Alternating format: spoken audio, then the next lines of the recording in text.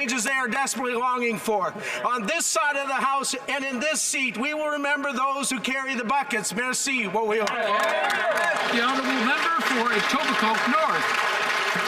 Today to celebrate the life of an extraordinary human being, Gordon Bean, a tremendous public servant for 30 years and someone with whom I had the privilege to serve.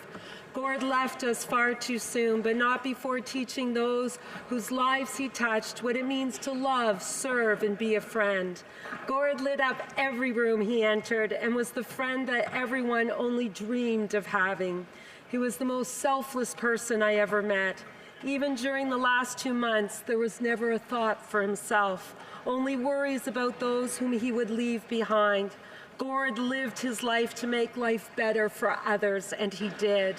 To Gord's devoted life partner, Craig Richardson, Gord's father, siblings and their families, Shelley Dewar and her family, thank you for sharing him. Let's all take time to be kind and do something for a friend or stranger to honor Gordon Bean.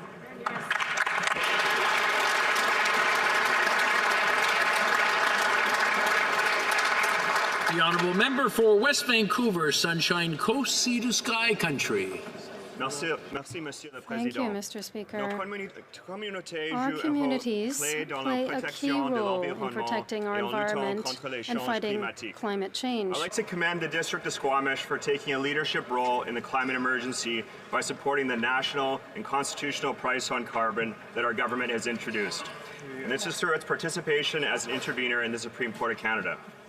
It is with great pleasure that I was able to participate in the submission of the application to have Howe Sound recognized as a UNESCO Biosphere Reserve last week. First Nations, governments, NGOs, and citizens have come together to pursue a common goal of a healthy and thriving Howe Sound. And I'm grateful for the ongoing leadership of Ruth Simons and Joyce Williams, and I wish to congratulate the hard work of the community to date in restoring this important ecosystem. I am eager to work with my colleagues on these issues, and I'm convinced that by working together, we can achieve great things.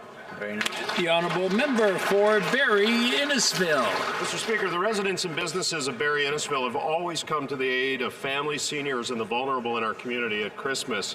This year has been no different. Once again, the South Simcoe Police Service have had another successful Stuff the Command Center toy drive.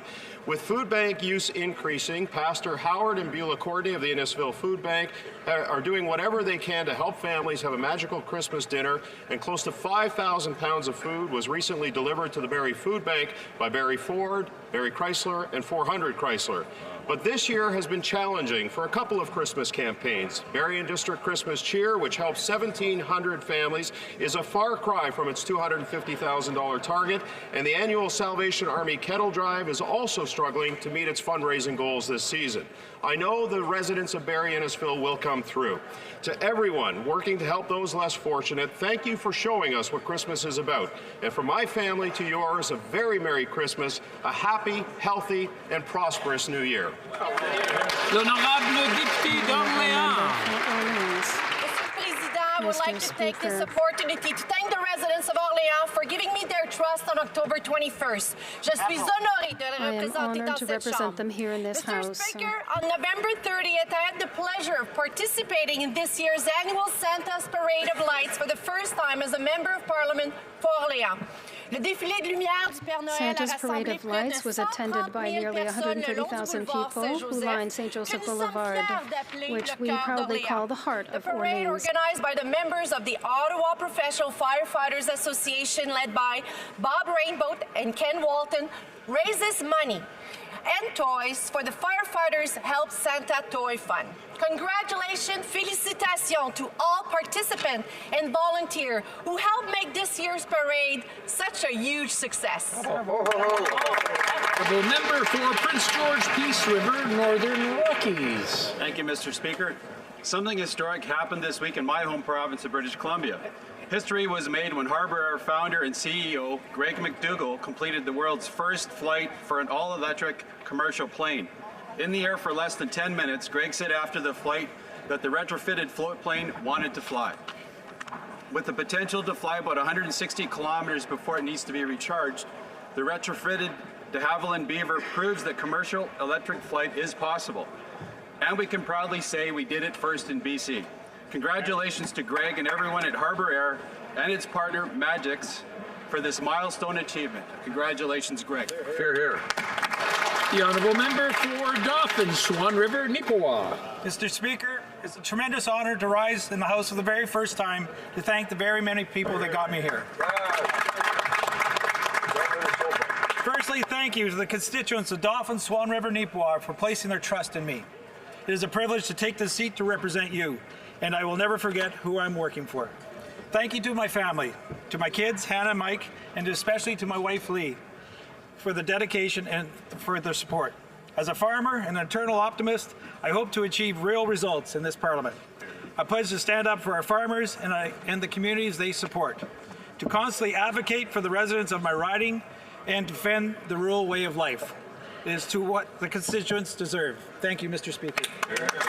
The member for Edmonton, Strathcona. Mr. Speaker, it's becoming more and more expensive for average Canadians to pay their bills. Costs are going up across the country, and in Alberta in particular, families are struggling.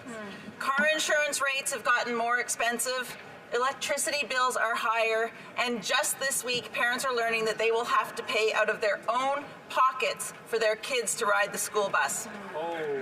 On top of all of this, Canadians are still paying some of the highest fees for cell phones and internet bills in the world because this government refuses to do what's right and put the needs of people ahead of the demands of the telecom industry. No matter where you live in Canada, you should be able to stay connected without breaking the bank. Wishing, hoping, and just claiming that industries regulate themselves, it just won't work. Mr. Speaker, Canadians need a price cap on their cell phone and internet bills. L'honorable député de Berthier-Maskinongé. Monsieur le Président, j'aimerais souligner l'apport extraordinaire de deux citoyens de Berthier-Maskinongé à la société civile. Maskinongé for their extraordinary contribution to civil society at the most recent convocation at the University of Sherbrooke. Amélie Dranville from Ile-du-Pas received her third Governor General's Medal for her excellent grades. Getting this prestigious award 3 times is a rare achievement, and our entire region is very proud of her. Recently, the Commission des Services Juridiques de Quebec awarded the Robert Sauvé Prize to Mr. Michel Percet, coordinator for the organization Travail de Rue Communautaire in the MRC of Maskinongé. He's a resident of Saint-Paulin. He's a pioneer in rural community support services. He has been working with the most marginalized members of our society for over 25 years. This award highlights his exceptional contribution to our community. Congratulations, Mr. Purcell, and best wishes for the future. The honourable member for Brantford-Brant. Mr. Speaker, December 28th will mark the 76th anniversary of the Battle of Ortona, World War II Italian campaign. The battle described by those who were there as having, quote, the qualities of a nightmare. Ortona took place over the course of 8 bitter days during Christmas of 1943. Victory would cost 502 Canadian lives. The best estimates put civilian deaths at 1,300. Sadly, the town had not been evacuated before being overrun by retreating Germans. The fighting in Ortona that Christmas was hand to hand. Ortona is just one example of the extreme sacrifices Canadians made in the hellish conditions of the Italian campaign. The campaign raged on for 1 year, 10 months, and 22 days. Sacrifices we must always honor, lest we forget.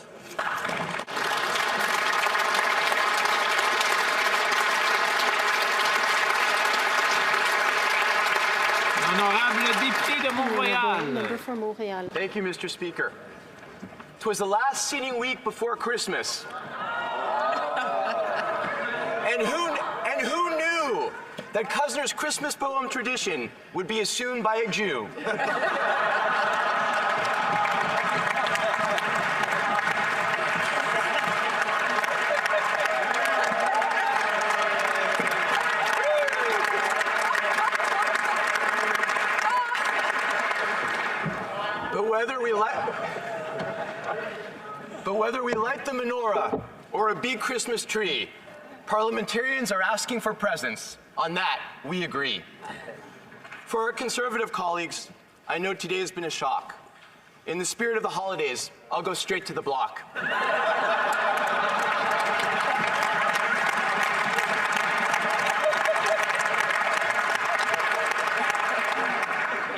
And for the block leader, flush with success, for Mr. Claus, he had but one request. When flying over Quebec, please remove that red suit. It's a religious symbol, and ugly to boot.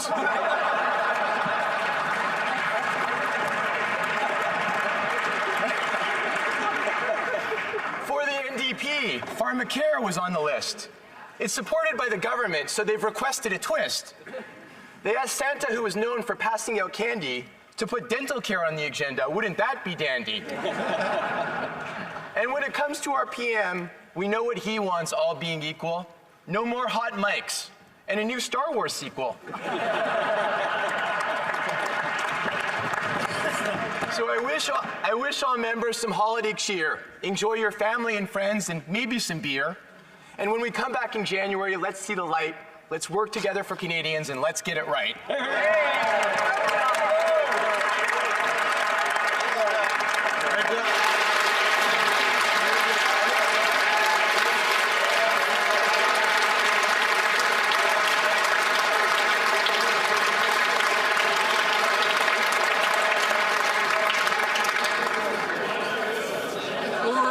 Questions, question orale, the Honourable Leader of the Opposition.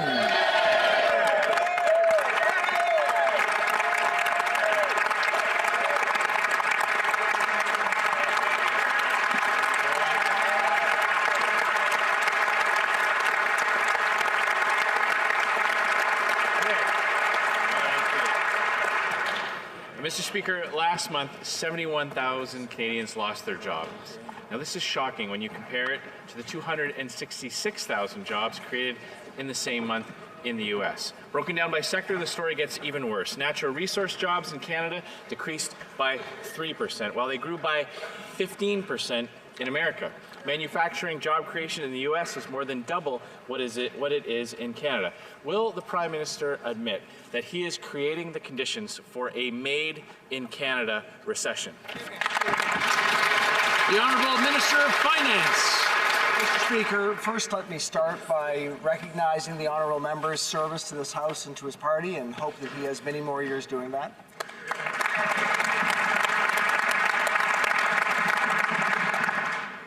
I know that we need to look at the month-by-month numbers because they tell us about what's going on across our country. They tell us about Canadians that are struggling, people that are facing up to real challenges in their lives.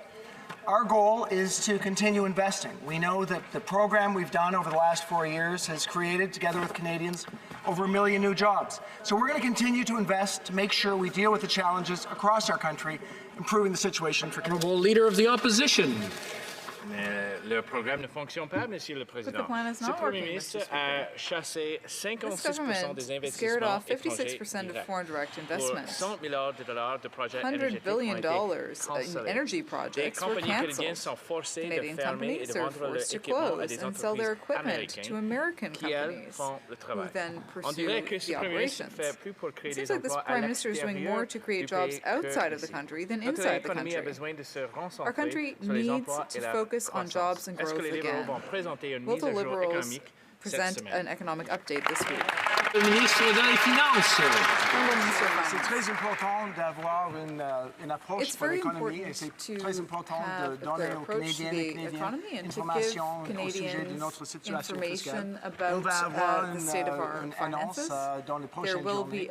Mais ce que je peux dire en ce moment est nous allons continuer avec notre approche pour améliorer notre économie, pour faire des investissements en les Canadiens et Canadiennes, les investissements en infrastructure. De cette façon, on va avoir un niveau de croissance this way we will have significant growth in the country and low in unemployment. Honourable Chef de l'Opposition. Well, Mr. Speaker, the problem is that their high tax, high regulation, big borrowing approach isn't working.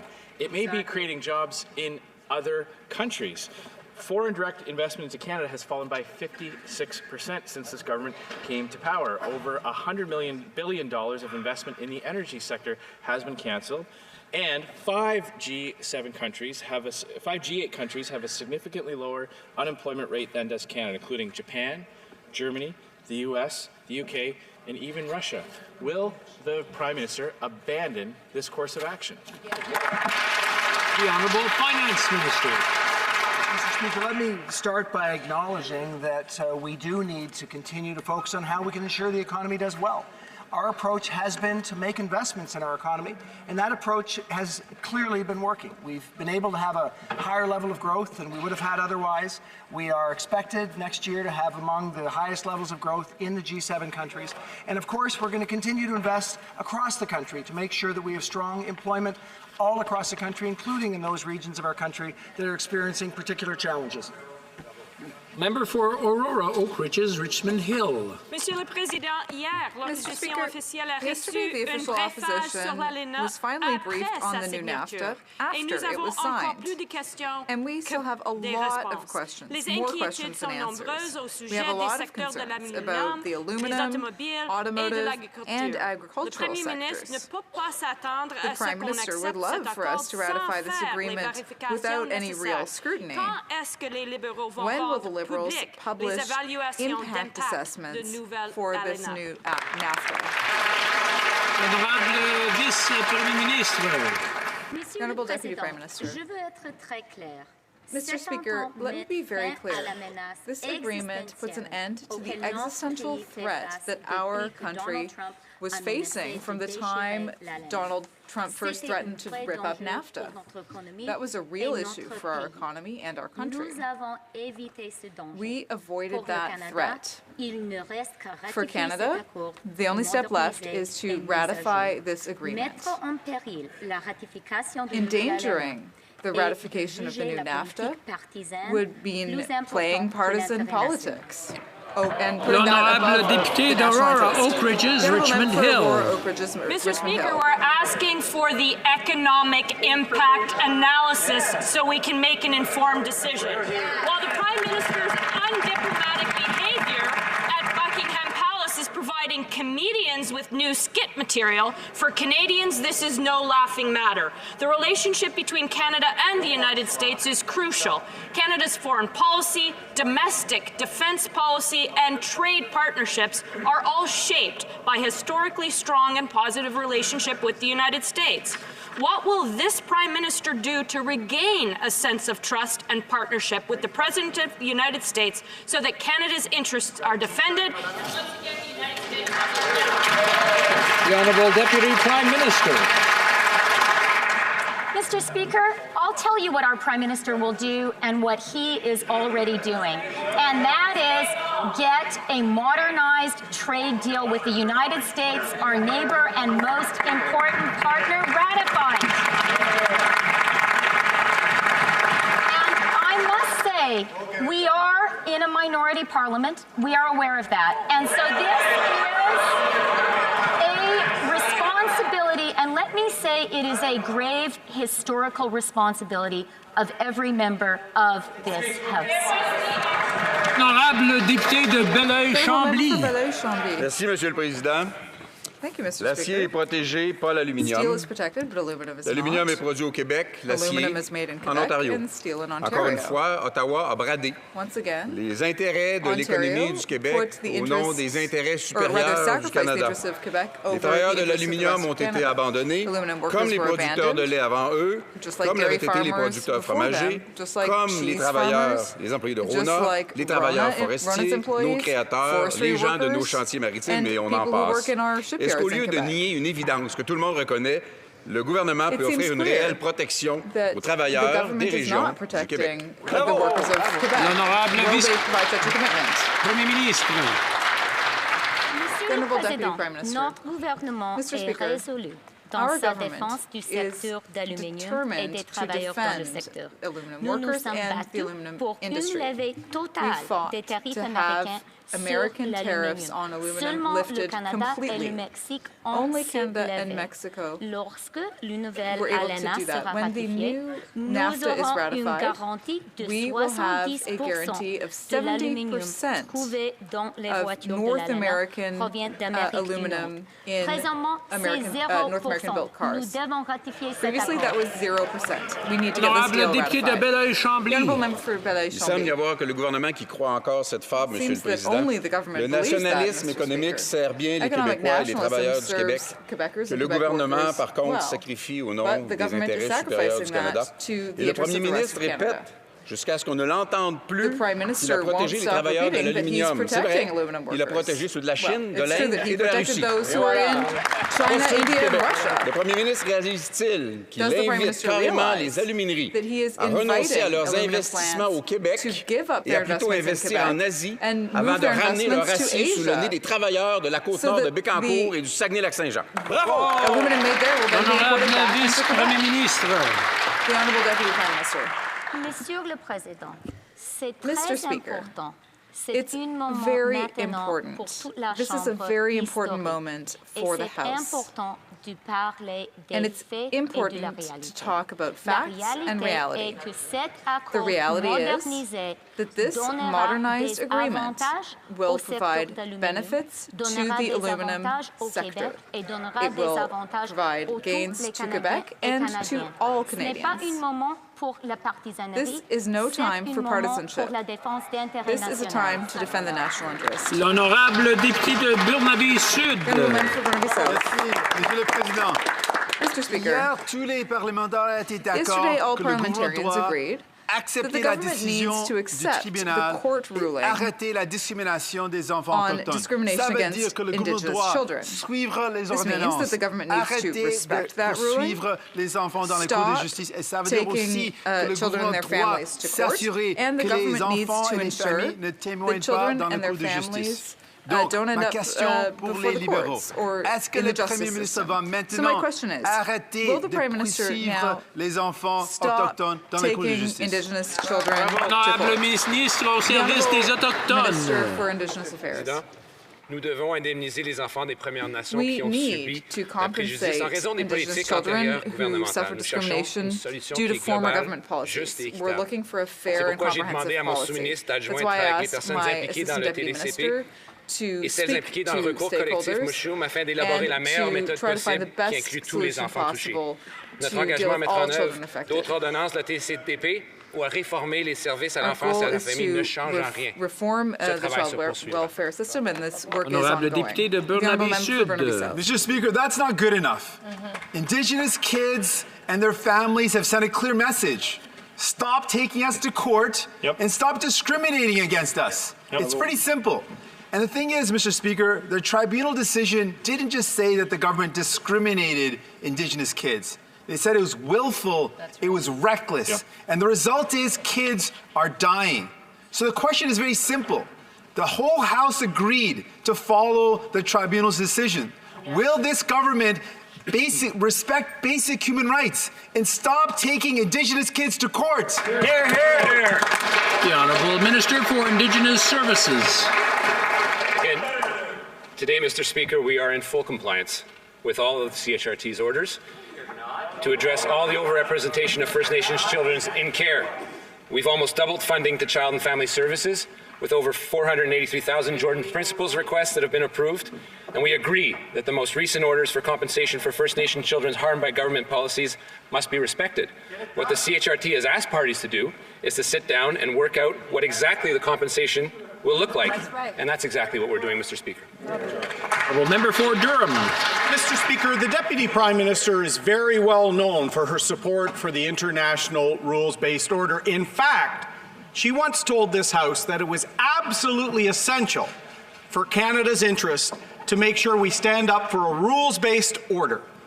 Does the Deputy Prime Minister still believe it's essential for Canada to stand up for an international rule of law based order in all our trade agreements, including NAFTA? The Honourable Deputy Prime Minister. Mr. Speaker, let me give you a few of the reasons why the new NAFTA is a much better agreement for supporting the rules-based international order than the agreement it will replace. One is that in the new NAFTA, we have a much stronger state-to-state dispute settlement mechanism, formerly Chapter 20, now Chapter 31. Second, we have gotten rid of ISDS, which is inappropriate in our trade relationship with the United States. And third, we have maintained Chapter 19. The member for Durham. Mr. Speaker, the international rules-based order is more than just a slogan, Mr. Speaker. This modernization of NAFTA, and particularly as it comes to aluminum, should ensure that the three partners in NAFTA adhere to the highest rules, ensure that there is no transshipment allowing foreign aluminum into our country, and to make sure that the rules of origin for steel can be applied to aluminum to make sure that our world-class sector is successful. Was the minister successful in all the aluminum rule of origin objectives in the negotiation? The Honourable Deputy Prime Minister. Mr. Speaker, with regards to aluminum, let me tell you what our government has been successful in doing. First of all, we have been successful in getting the 232 tariffs on aluminum lifted. This is no small thing, and let's be clear, Canada is today the only major aluminum producer with tariff-free access to the U.S. market. Second, in the new NAFTA, which will come into force with support from my friends across the aisle very soon, I trust, the aluminum sector will benefit from an additional 70% content requirement. Honorable député de Chicoutimi-Lafiard. Monsieur Sylvain Maltais des métallurgies ici aujourd'hui pour nous faire part des inquiétudes des travailleurs que le marché nord-américain de l'aluminium ne soit pas plus protégé que ça. Le gouvernement a manqué de patience puis a démontré qu'il n'y avait pas grand respect pour l'aluminium la plus verte sur la planète. Je me souviens du premier ministre quand il est venu chez nous, il a très bien dit qu'il allait se battre pour défendre notre industrie de l'aluminium. Quelle solution a-t-il pour protéger notre marché pour exporter davantage notre aluminium saguenéen? L'honorable vice-premier ministre. Honorable Deputy Prime Minister. Monsieur le Président, aujourd'hui, j'ai aussi une rencontre avec le leader et avec le leader du gouvernement à la Chambre était avec moi, avec le syndicat Métallos. Et j'étais 2 fois dans leur usine. Nous avons discuté l'aluminium québécoise. We talked about the aluminum sector in Quebec. It was a constructive conversation, as all of my conversations with our aluminum unions have been. As workers know, we are committed to defending their sector and the workers. Member for Oshawa. Mr. Speaker, there's pain in Canada's auto industry. The loss of 1,500 jobs at Chrysler, 450 job losses at Ford, and the closing of our GM assembly plant in Oshawa. Evidence of a crisis ignored by this Prime Minister. Now at a time when he should be focusing on keeping jobs in Canada, the Prime Minister has agreed to new rules that hurt the Canadian aluminum industry and has spent his time focusing on the best way to draw the ire of the U.S. President. Mr. Speaker, when will this Prime Minister start focusing on the crisis in Canada's auto sector? The Honourable Minister for Innovation. Mr. Speaker, we've always supported the auto workers in the auto sector. It's investments by this government of $440 million that's leveraged over $6 billion of investments in the automotive sector since 2015.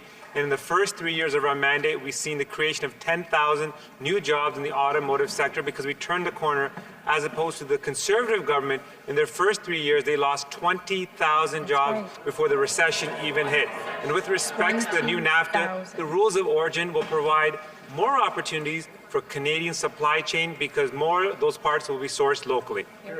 Honourable Opposition House Leader. Mr. Speaker, while our neighbours to the south added more than 250,000 jobs last month, here in Canada, 71,000 Canadians lost their jobs. And that's not even bad compared to what's happening in the natural resources and energy sector. Over the past 2 years, employment in Canadian mining, oil and gas has shrunk by over 3%, while in the U.S., in those same sectors, they've grown by over 15%. This is what happens when you have a Prime Minister who does not support our oil, gas, and mining sectors. When will the Prime Minister finally get to work doing something to get jobs back in these industries? The Honourable Minister of Natural Resources. Speaker, I am happy to report that the past couple of weeks have been somewhat good for getting our resources to market, and I'll tell you why. Not only is construction on TMX underway, but I am also happy to report. I'm just going to have to interrupt the Honourable Minister for a second. I'm having a hard time hearing the answer, which I'm sure we're all looking forward to. I just want to remind some of the members, I know they're whispering, but their voices, some of them have wonderful voices that carry very well. I'm sure they don't mean to shout. It's just they're talking to someone nearby, and I want them to be conscious that there's an answer being answered. The Honourable Minister for Natural Resources. We on this side of the House understand that the sector is going through some trying times. But we know that it is getting better with the construction of the TMX pipeline. We know that it is getting better with Line 3, which is coming into service now on the Canadian side of the border. This not only provides opportunities for the industry per se, but it also provides opportunities for Indigenous workers along those pipeline routes, Mr. Speaker. The Honourable Opposition House Leader. Well, Mr. Speaker, somewhat good is probably about a D+ where we're from, so that's not good enough. And it's clear that the reason this is happening is because of government policies. The Prime Minister has really set the stage for a made-in-Canada recession. And what's disturbing is that the Liberals don't seem to recognize this, and their somewhat good attitude is not good enough. So when will this government recognize that there is a part of this country that is literally in a crisis, families are being destroyed, hundreds of thousands of jobs are being lost? Somewhat good is not good enough.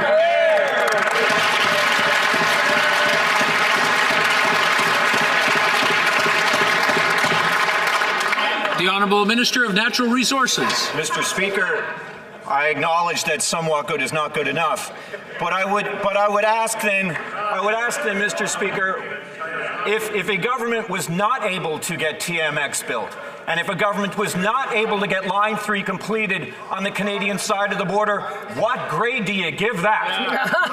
I'd give it an F. Thank you, Mr. Speaker. Le député de Manicouagan. Monsieur le Président, la réalité, je la préciserai pour Madame la vice-première ministre. I'll explain the reality to the Deputy Prime Minister. The reality is that the new NAFTA is a betrayal of aluminum workers in Quebec. That's workers in Saguenay-Lac-Saint-Jean, but also 900 workers of Alouette in Sept-Îles, 700 workers at Alcoa in Bécomo, families in Bécancour and Deschambault. These people are just as important as our steel workers. These people and their jobs should be valued. Can the government explain why it thinks steel workers are worth more than aluminum workers in Quebec? Honorable Premier Ministre. The Honourable Deputy Prime Minister. What I will explain is that the new NAFTA is excellent for all Canadian workers, including aluminum workers. Jean Simard, the president of the Canadian Aluminum Association, even said that the new NAFTA is the right path to follow. These are aluminum workers saying this. Endangering the ratification of the new NAFTA would be putting partisan politics above the national interest.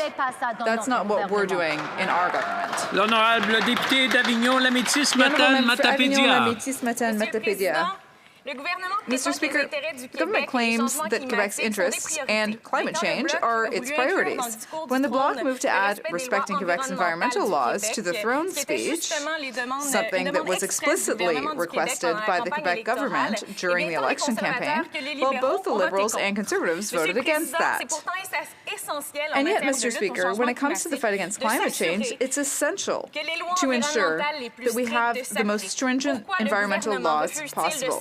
Why is the government refusing to support both Quebec and the environment? L'honorable Ministre des Transports. The Honourable Minister of Transport. We are working constructively with all the provinces of Canada. And I can tell you that, for example, in transport, often environmental issues come up that have both a federal component and a provincial component. For example, in the case of the Lac Mégantic rail detour, there are both provincial and federal considerations, and we respect that. The Honourable Member for Saint-Jean. Mr. Speaker, the government says it understands the message that Quebec sent during the elections. The Conservatives, meanwhile, say that they want to defend Quebec's jurisdiction.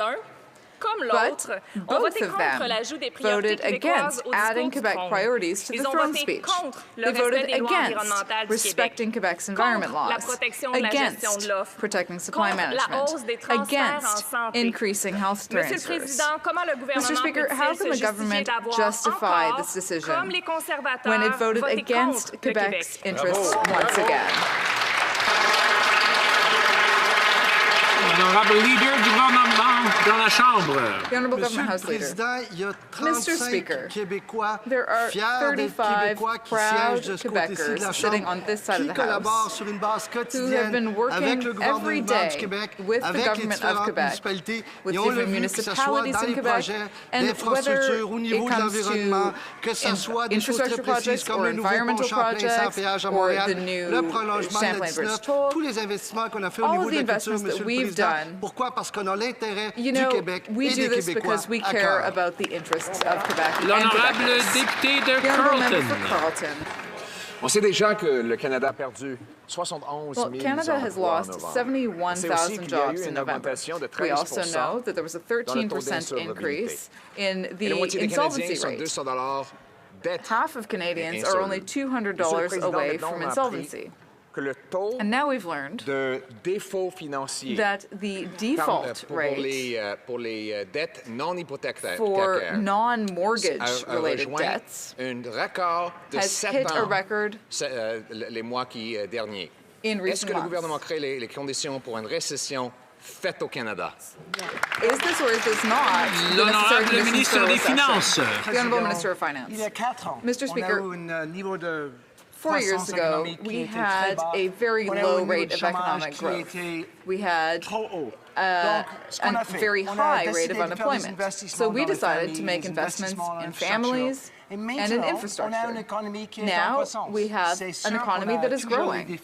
Of course, there are always challenges, but we will continue to make those investments to improve things for people who are vulnerable and to create an economy that works for all Canadians. Leader Carleton. Speaker, we already know that we lost 71,000 jobs last month, that there has been a 13% increase to a 10-year high in the number of people who have become insolvent. Now we know as well that the rate of Canadians defaulting on non-mortgage credit reached its highest third-quarter pace in 7 years. Yep. Mr. Speaker, isn't this government creating the conditions for a made-in-Canada recession? Yeah. The Honourable Minister of Finance. Mr. Speaker, it's always important to recognize that there are challenges. Canadians are going through challenges in parts of the country. We need to be focused on how we can deal with those challenges. At the same time, we need to recognize that investing in our collective future is the way that we can actually experience success. We've seen over 1 million new jobs created by Canadians over the last more than 4 years. We're going to continue to invest to deal with these challenges so that people can have confidence in their future for themselves and their families. Well, Member for Carleton. Well, confidence is not what Equifax is expressing. Its Vice President said, and I quote, there's been a significant increase in consumer bankruptcies. So now we have people, a 7-year high in third-quarter defaults on non-mortgage debt. We have a 10-year high in the number of people who have gone insolvent. 71,000 people losing their jobs. The minister continues to sing, "Don't worry, be happy," while Canadians are falling behind and losing their jobs. Why is he and his government continuing to create the conditions for a made-in-Canada recession? The Honourable Minister of Finance. Actually, Mr. Speaker, we just came through an election campaign where we said, no, in fact, we need to pay very close attention to the challenges that Canadians are facing. And that's the reason that we need to continue to invest. That's the reason that we need to recognize that things like what we put forward this week, a reduction in taxes for 20 million Canadians, is an important way for them to feel a greater sense of confidence in them having enough money to spend for themselves and their families. We are going to continue with our approach to invest. It has seen success, and of course, as we face challenges, it's important to stay on that track. Member for Churchill, Chiwetnuk-Aski. Mr. Speaker, when it comes to First Nations, this Prime Minister says one thing and does another. On the one hand, he says that he believes in reconciliation, and on the other, he's dragging First Nations children to court. Instead of starting reconciliation, his government is continuing colonization. Let's be clear, the negligence of this government towards these children is costing us lives. Will this government stop taking First Nations children to court? Yes or no? The Honourable Minister for Indigenous Services. Mr. Speaker, we have been fully upholding the Tribunal's orders regarding the problems of the overrepresentation of children in foster care. We've doubled services to children and families. Almost 500,000 people have been beneficiaries of the Jordan Principle. We've agreed with the court's tribunal regarding the compensation to be paid to Indigenous children. Parties now need to sit down and determine what the compensation process will look like, and that's what we're going to do. Member for Timmins, James Bay. Well, since this Prime Minister began his legal vendetta against the Human Rights Tribunal, we have lost over 100 First Nation children in Ontario alone, including 16-year-old Devin Freeman, who hung from a tree for 7 months outside the group home. And it's been over a year since the Prime Minister's lawyers told the Rights Tribunal they were not going to negotiate with Cindy Blackstock about compensation. They would rather litigate, and they are still in court trying to quash this decision. So Parliament has ordered this Liberal government to stop this vendetta. When are they going to call off their lawyers? Hear, hear. Honourable Minister for Indigenous Services. Mr. Speaker, we agree that we must compensate First Nations children harmed by past government policies. We're seeking a solution that is at the same time comprehensive, fair, and equitable. And that's why I've instructed my Assistant Deputy Minister to work with those involved with the CHRT and those involved in the Mashoum class action to develop the best possible method that includes all affected children. Nothing about our commitment to implement other orders about this from the CHRT or reforming child and family services for that matter changes. This work will continue. The Honourable Member for Sydney, Victoria. This is my first time rising in this House. I would like to thank the good people from Sydney, Victoria for electing me as their Member of Parliament. I would also like to thank all the volunteers whose hard work resulted in our victory. The member has provided a translation of his question. According to the translation, it says, all my relations, we are currently in the United Nations Year of Indigenous Language. And while I understand legislation has been created to ensure protection of languages, my question for the Minister of Indigenous Services Canada is how do we plan on implementing the Language Act so that future generations of Indigenous peoples are given the resources to ensure they can continue to speak the language proudly? The Honourable Minister of Indigenous Services.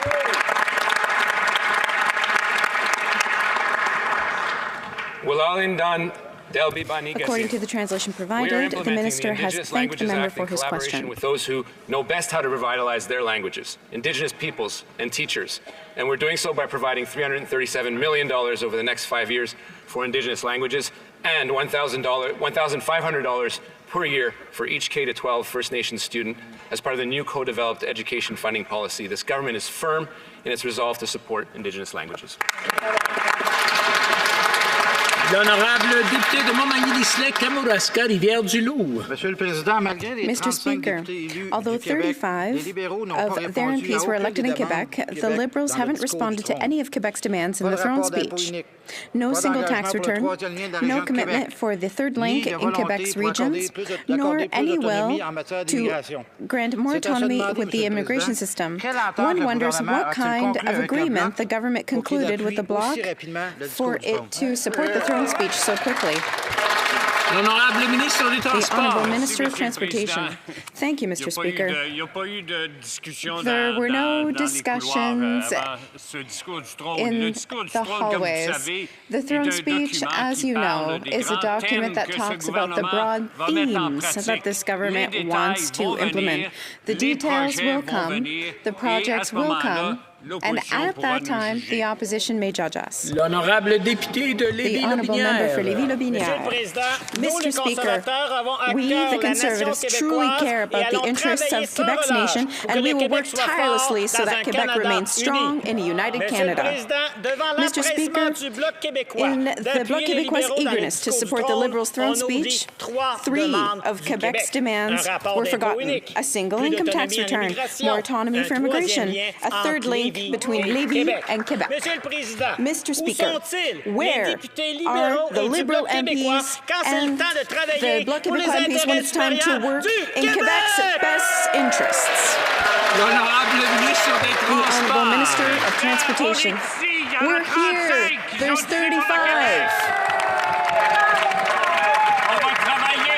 We're going to work for the interest of Quebec, and all I can say, Mr. Speaker, is that I hope the opposition will work with us for Quebec's interests and for Canada's interests. The honourable member for Yellowhead. Mr. Speaker, premiers are united behind promoting our natural resources in a responsible manner. The export of more liquefied natural gas by Canadian producers will lower global emissions and create good, high-paying jobs. With 71,200 jobs lost last month, this could not come at a more important time. Mr. Speaker, will the Environment Minister commit to uniting Canadian, amending the Bill C-69 to allow for the construction of more LNG facilities?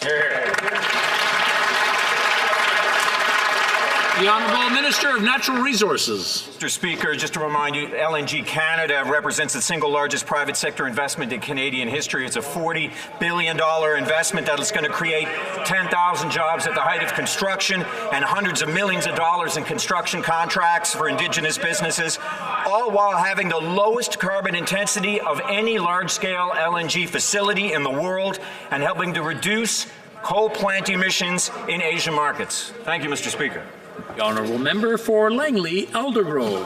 Mr. Speaker, my home province of BC can contribute in a very significant way to the fight against global climate change by providing clean LNG to Canada and the rest of the world, yet this industry is suffering under excessive restrictions and investors are losing confidence. Western Canada needs changes to Bill C-69, the No More Pipelines bill, so that the industry can be fully developed. When will the government make the necessary amendments to C-69? Here. Good question. The Honourable Minister of Natural Resources. Canada is well positioned to become a major player in the global LNG industry. We are taking action to be the world's cleanest producer of LNG. Projects like LNG Canada are creating jobs for Canadians, opportunities for Indigenous businesses. We were doing so well. I just want to remind everyone that when someone answers a question, like whether they ask a question, we all want to hear what that is. So I'll let the minister finish his answer, and hopefully we'll be able to hear it. The Honourable Minister of Natural Resources. We're at COP in Madrid right now, and they're working hard to ensure that we get this right for the environment and for the economy. Thank you very much, Mr. Speaker. Député de Montarville.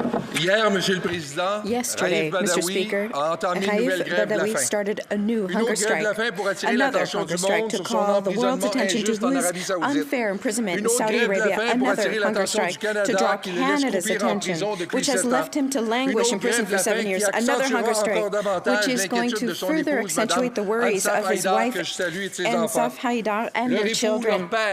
Her spouse, their children, they miss him. What is it going to take for this government to act to free Raif Badawi? The Honourable Parliamentary Secretary. Thank you, Mr. Speaker. The protection of human rights, including the right to freedom of expression, conscience, and religion or belief, are an integral part of Canada's foreign policy.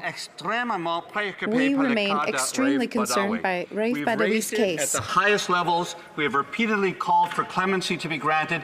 We will stand with Mr. Badawi. We will stand with people facing human rights atrocities around the world. L'honorable député de Montarville. Mr. Speaker, it is no longer time for rhetoric. It's scandalous that after 7 years, Raif Badawi is still languishing in prison without having committed a single crime.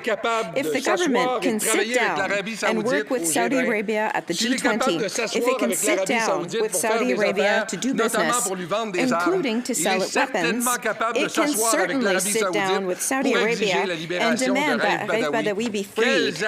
What real actions does the government plan to take to finally have him freed? The Honourable Parliamentary Secretary. Thank you, Mr. Speaker. Let me assure you and all members of this House that our hearts go out to Mr. Badawi and his family. The Prime Minister has spoken directly to the Saudi Crown Prince and to the King of Saudi Arabia about this particular case. We've raised the case directly to the Saudi Minister of Foreign Affairs. Our goal is not to grandstand, is to work persistently, calmly, and patiently to have Mr. Badawi reunited with his family. The Honourable Member for Bruce Grey, Owen Sound.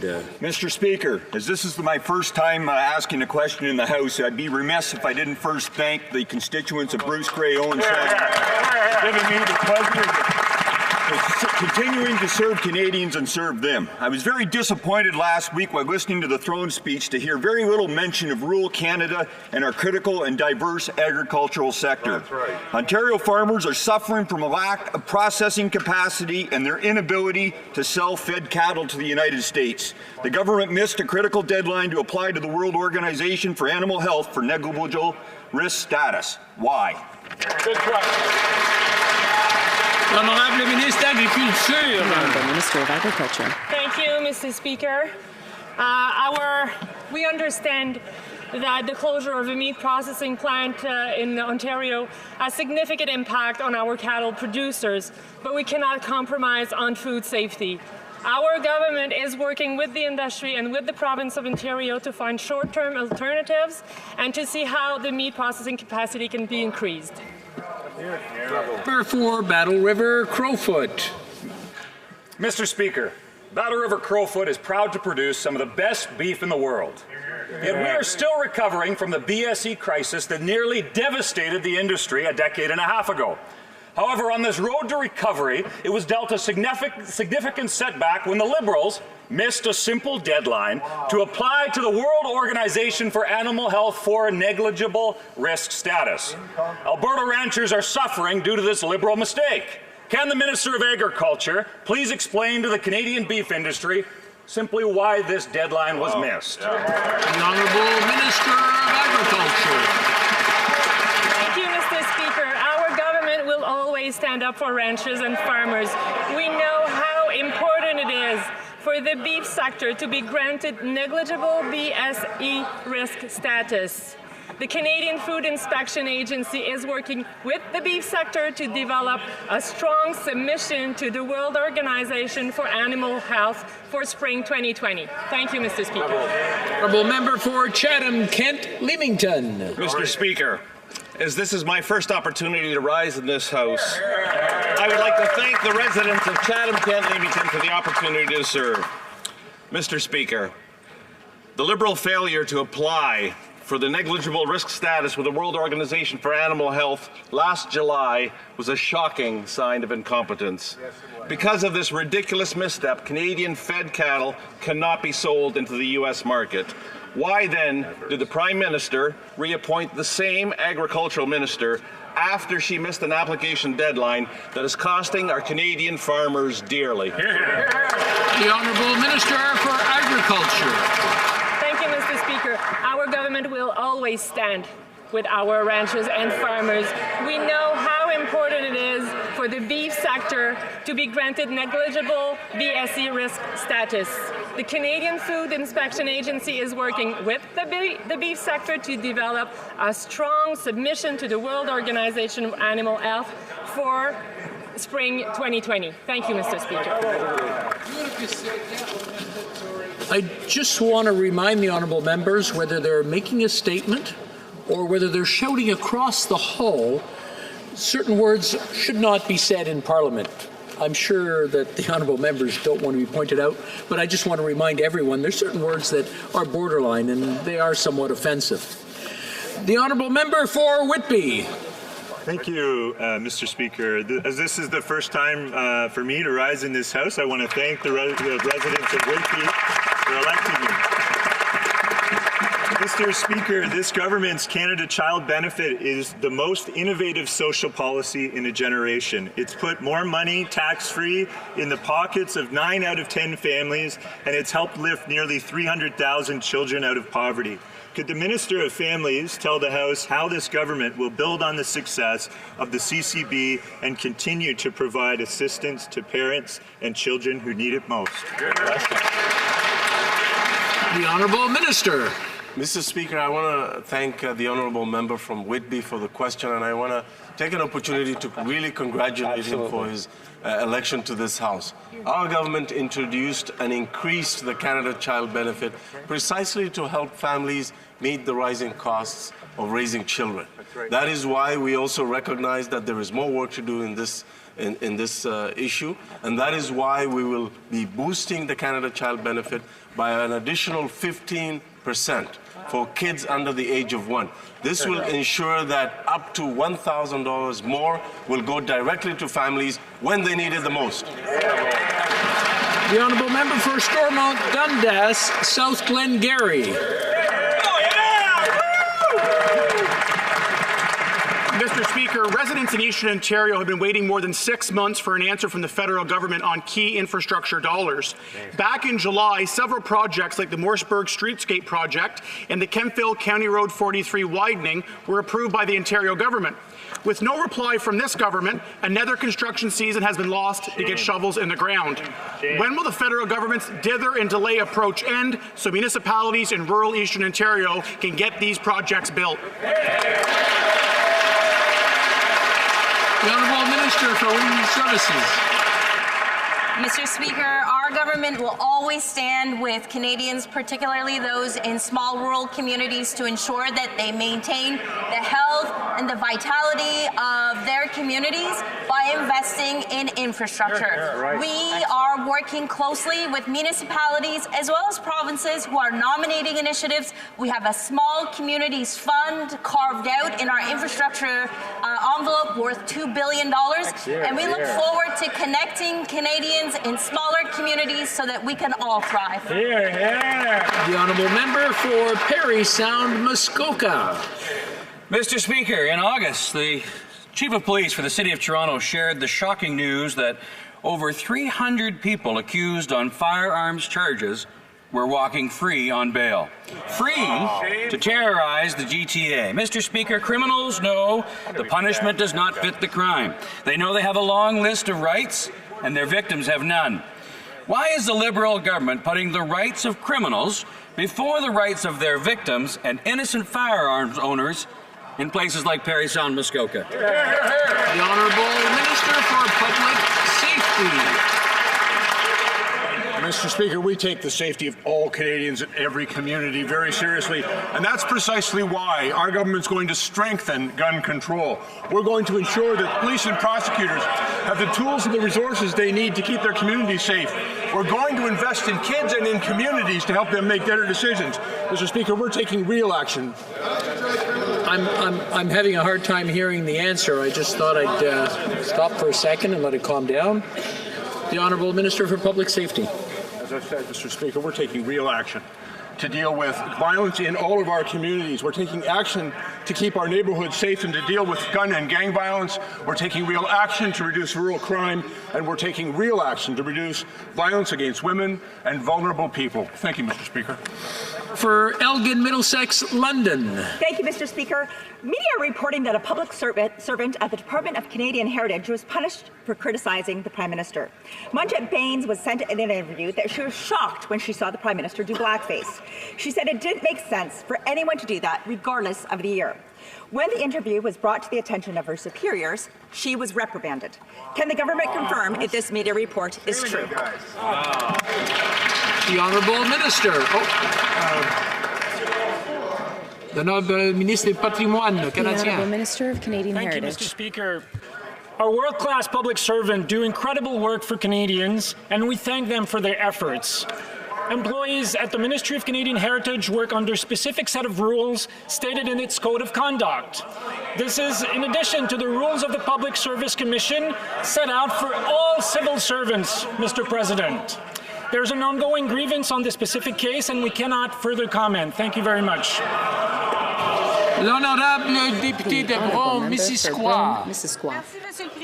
Thank you, Mr. Speaker. Women's entrepreneurship was on November 19th. It was an opportunity to reflect on the advancement of women's entrepreneurship.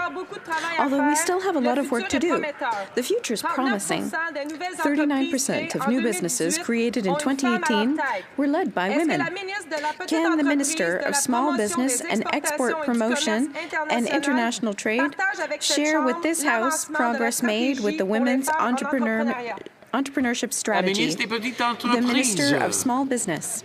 Thank you, Mr. Speaker. This is my first time speaking in this House. I want to thank the people of Markham Thornhill for their confidence in me to represent them here. And I want to thank the honourable member for the question.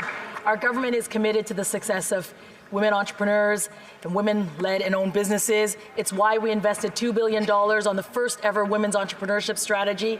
This investment is going to add up to $150 billion to the Canadian economy by 2026.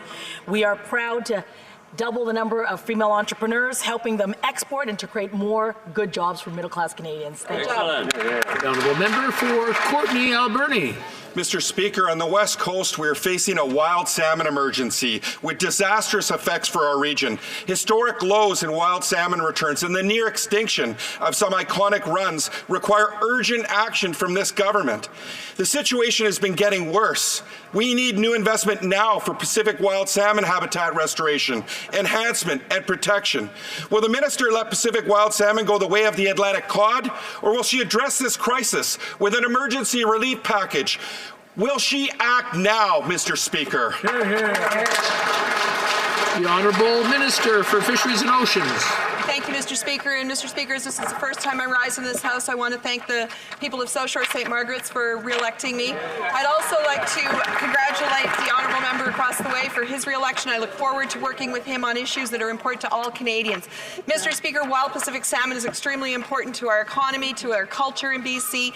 We know how important it is. That's why we will continue to work with our stakeholder groups, our partners, in order to make sure that we continue to work with this important species, and we look forward to working across the way with all members of this House to deal with these issues. Thank you, Mr. Speaker. Honourable member for Nanaimo, Ladysmith. Thank you, Mr. Speaker. This government is considering approving the Tech Frontier mine in northern Alberta. It will become one of the largest oil sands mines in Canada and generate a massive increase in carbon emissions, destroying nearly 3,000 hectares of old-growth forest and 14,000 hectares of wetlands. Some affected First Nations were not consulted because they are in the Northwest Territories. They oppose this project. Mr. Speaker, will the government do the right thing and say no to Tech Frontier? The Honourable Minister of Transport. Mr. Speaker, I want to assure my colleague that under the new Impact Assessment Act, we will do our homework. We oversee fair and thorough environmental assessments that are grounded in science, evidence, and Indigenous traditional knowledge. This is a major project. We're very conscious of it, that our government will need to decide on in the next year or so in the context of a range of factors. Thank you. Bravo, Mark. And that concludes question period for today. Nous avons un appel au règlement de la députée de Saint-Jean. By the member for Saint-Jean. Mr. Speaker, I am asking for unanimous consent from the House on the following motion, that it be resolved that Je m'excuse, je peux I pas apologize, I could not hear what you said. I know that other members have not heard you. Without hearing the motion, it is hard to decide whether to support your motion or not. So please, I will give the member for Saint-Jean the floor again. I will repeat the content of the motion. Be it resolved that the House give House Badawi the title of Honorary Citizen of Canada. L'honorable député a-t-elle le consentement unanime de la Chambre afin de proposer la motion? Non, nous n'avons pas consentement there is unanime. not unanimous consent. Weekly statements, the Honourable Government House Leader. Oh, sorry. There's a question. Yes, I'm sorry. We've got the Honourable Opposition House Leader. Thank you, Mr. Speaker, and I'm very happy to be able to rise today. It's, I guess, our only second Thursday, and it'll be our last Thursday question before we rise for the Christmas holidays. And so I do want to begin by wishing everyone in this place a very Merry Christmas, a happy holiday, and the very best of health and happiness for 2020. I also want to wish you a very Merry Christmas, Mr. Speaker. Congratulations again on being elected as our Speaker, and I hope your 2020 is a very good year. And to the clerks, the pages, everyone who serves us and looks after us in such an excellent way, I know on behalf of all of us here in the Conservative Caucus, we wish everyone here on the Hill a very Merry Christmas and the best of the new year. Mr. Speaker, I also would like to ask our honored Government House Leader if he could please let us know what we will be looking at for the rest of this week. Thank you very much. The Honourable Parliamentary Secretary to the Government House Leader. Before he starts, I just want everyone to say shh. There we go. Yes. Continue. Mr. Speaker. This afternoon we will resume debate on the address in reply to the speech from the throne. We will continue this debate tomorrow as well. I would like to sincerely thank all parties for their cooperation in the past week. At the same time, Mr. Speaker, I would also like to take this opportunity to wish and all members very Merry Christmas and a Happy Hanukkah and the warmest regards for the holidays. May you profit from the time away with your families and friends. In a like manner, I want to thank the people that make this place run as smoothly as it does, beginning with the clerk, Mr. Charles Robert, and his most capable team of House officers, the pages, the interpreters, and the support staff of the House that feed us, keep this place clean, and keep us safe. May this special time of the year bring you peace and joy, and my heartfelt wishes to all, and a very happy New Year. Thank you, Mr. Speaker. Orders of the day. Ordre du jour, adresse en réponse au discours du trône, reprise du débat sur le sous-amendement de M. Green. Resuming debate, the Honourable Member for Northumberland, Peterborough South. Thank you, Mr. Speaker. I will be splitting my time today with the member from Kelowna Lake Country. I would like to start off today by thanking the residents of Northumberland, Peterborough South for allowing me the great honor to rise and speak today. I'd also just like to take a moment to thank the Leader of the Majesty's Official Opposition for his service to the party, the Parliament and country, and I look forward to serving in Parliament with him and continuing his great work. All of you are, of course, aware of the Honourable Member's accomplishment, the youngest Speaker ever in Canada, increasing the size of our caucus dramatically, winning the popular vote. But I would just like to tell you a story that happened on the campaign that I think maybe highlights part of his character that maybe we're not all aware of. He came out and visited our wonderful riding, the beautiful riding of Northumberland, Peterborough South. And he was there with my son. My son was a little bit upset. He got moved away from Dad and didn't like it. The Honourable Member went right over to the Leader of the Opposition, went right over to my son, cheered him up, actually grabbed his hand, and we started swinging him.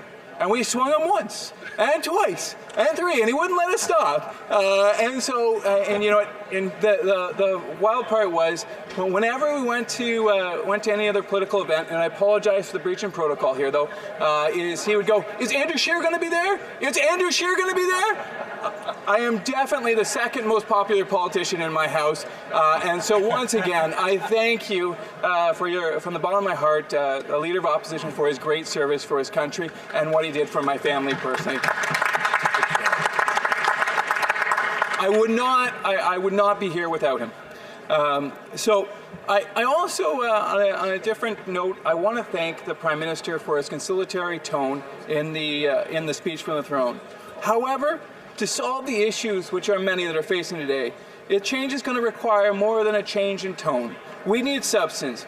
We need willingness from the government to partner with with a party that received the most votes in the last federal election. Canadians elected us to speak, not just to speak, but to act. Mr. Speaker, we need to act for those who are struggling the most. During the last 5 months of the campaign, I door-knocked with our team over 40,000 doors, and I heard over and over again that times were getting tougher, that things were getting more expensive, and we need to act for those people. We need to make it better for the average Canadian. The average Canadian now spends more on taxes than they do on food, clothing, and shelter combined. This, Mr. Speaker, is being felt by our most vulnerable. Young Canadians looking to start their life are finding it harder and harder to pay their rent or pay their mortgage. The idea of saving for a rainy day, getting ready for which will happen, the shocks in the economy, are not there anymore. The folks out there now, they just want to make it from payment to payment to payment. And quite frankly, it's not always happening. Nearly half of Canadians are within $200 of not making that payment. And sadly, there are many folks who are not making that payment at all, as personal bankruptcies are reaching decades-level highs. This generation, our millennials and the ones before it, asked our generation and the generations before it for an opportunity. Instead, all they got was legal marijuana. The generations before them that preceded them felt the dignity and the honor of working, of building equity in their businesses, in their houses. But increasingly, the youth of our generation are being denied that opportunity. We need to give them back. We need to give them back the opportunity not just to get by, but the opportunity and the right to get ahead. Mr. Speaker, we need to act, and we need to act soon, for the underemployed and unemployed. We've had the worst jobs lost since 2008. Personal prosperity does not start with a government program. It starts with a great job or a new business. Canadian small businesses provide more than 70% of the jobs in the private sector. Yet the finance minister looks at business owners as simply ways of avoiding taxes, and I don't think that's right.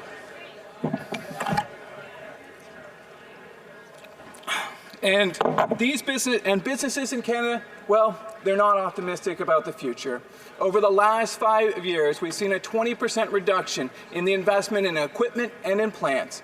They're looking forward, and they're not looking at the good things that they have to come. We need to get out of the way. Government needs to get out of the way of these business owners to make sure that they can do what they do best, which is to create jobs. We need to cut red tape, not 5 years from now, not 10 years from now. We need to cut that red tape now. At the heart of many of these issues is the productivity gap, which has only been exacerbated over the last 4 years. Canadians per hour of work contribute $50 to the GDP. Contrast that to our neighbors to the south, which is $60, or even better yet, Switzerland, it's $65, or Ireland, which is $84. You say, well, what's the big deal? How does that affect me? Well, it has a real impact on Canadians because it's lowering our wages. If we want life to be more affordable, if we want Canadians to be more prosperous, we must increase our productivity because it's brought down our average wages to $19. Contrast that to the United States, which is $23, or better yet, almost double of that is $33 in Switzerland. Wealth. When we increase productivity, we increase the wealth of our nation. wealth that can be used by parents to help feed their children, students to pay for university, the unemployed to be employed, seniors to retire with dignity. Yet despite the overwhelming evidence that productivity will impact, that will make better life for all Canadians, the word productivity was mentioned in the throne speech exactly 0 times. Wow.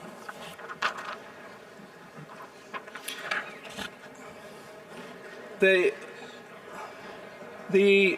perhaps more importantly, the speech from the throne was replete with messages that will suppress productivity instead of increasing it. It did not contain any measures to improve the drivers of productivity, such as innovation, technology, small business, and notably any supports for the resource sector. Canadians involved in the resource sectors contribute a remarkable $600 per hour to the GDP. If we want to increase the wealth of our nation, we need to continue to invest in the resource sector. When we enhance productivity of our nation, we necessarily create jobs, increase income, and increase the size of the middle class. But as of equal importance, we also increase tax revenue. Tax revenue that can be used to increase our funding for important social programs like health care, funding the environment, and perhaps most importantly, funding our military. People within my riding and the rest of Canada need jobs, higher incomes, and more affordable goods and services, and quite frankly, the speech from the throne didn't provide it. We have a choice to make, to continue to watch our productivity slip down the spiral, or underneath the tremendous weight of failed policies, increased regulation, and excessive taxation. Or we can decide to take a different path and instead climb the staircase of prosperity. Our nation is depending on us coming to Parliament and to our committees, not just supporting our party's ideas, but the best ideas.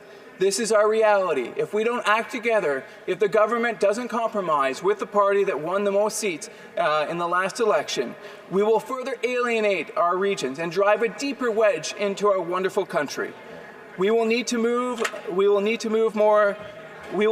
than a conciliatory tone. Rather, we need an openness to a different direction, a more productive direction, a movement away from that downward productivity spiral, and a movement up the staircase of prosperity. Thank you. Questions and comments. Questions et commentaires. The honourable member for Beaches East York. Thanks very much, Mr. Speaker. I appreciate hearing the members' comments about productivity. Of course, according to Clean Energy Canada, the number of jobs in the clean energy sector grew by 2.2% a year between 2010 and 2017, nearly 60% faster than the Canadian average otherwise. And we did see in the throne speech a commitment to clean tech. In the platform, that as the promise is realized, we see a commitment to actually reduce taxes for companies investing in clean tech. And I wonder what the member thinks about incentivizing one of our fastest growing sectors.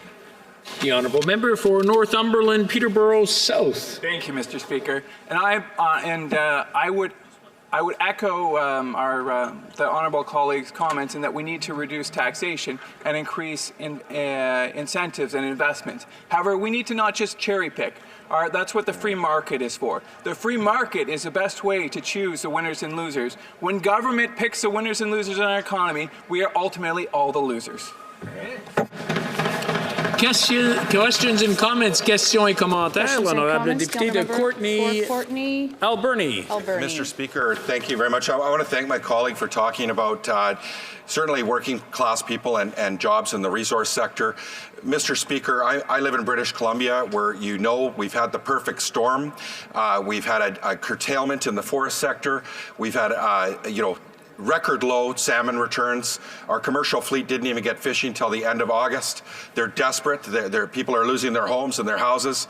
We're calling on the minister and the government to extend EI and provide training and resources and investments in these strategic areas, in the fishing area and in the forest sector, so that we can maximize our profit, and calling on the government to support a bill from my colleague from Okanagan, West Kootenay, who tabled a bill so so that the government would actually buy Canadian lumber and actually use it in building infrastructure. Does the member support these initiatives and calling on the government to fast-track this process and support these families, especially with Christmas fast approaching? Because I think we should be united in standing together and asking the government to take urgent action. This is affecting these families, affecting coastal communities, and we need the government to take urgent steps right now to provide relief to these families and to these really important sectors of the Canadian economy. The honourable member for Northumberland, Peterborough South. I thank the honourable member for his question, and I certainly share his worry and concern for those individuals who are suffering during this most wonderful time of Christmas, and no family should be suffering at this point. And I believe that the government should do everything possible, not only for those immediate crises, but going forward. And you know what? If in fact we have an economy that's rolling, one that's not losing 71,000 jobs, one that's not driving people into personal bankruptcy, we can avoid those tragedies throughout our country. We need to focus on the free market. We need to focus on our economy so that we have no one in Canada, a country as rich and as wealthy as ours, as ultimately we'll all be judged by the folks who are the most unfortunate in our society, and we have to do everything we can. And so we need to continue to invest in business, continue to invest in the private sector, and grow that engine that will provide prosperity for all.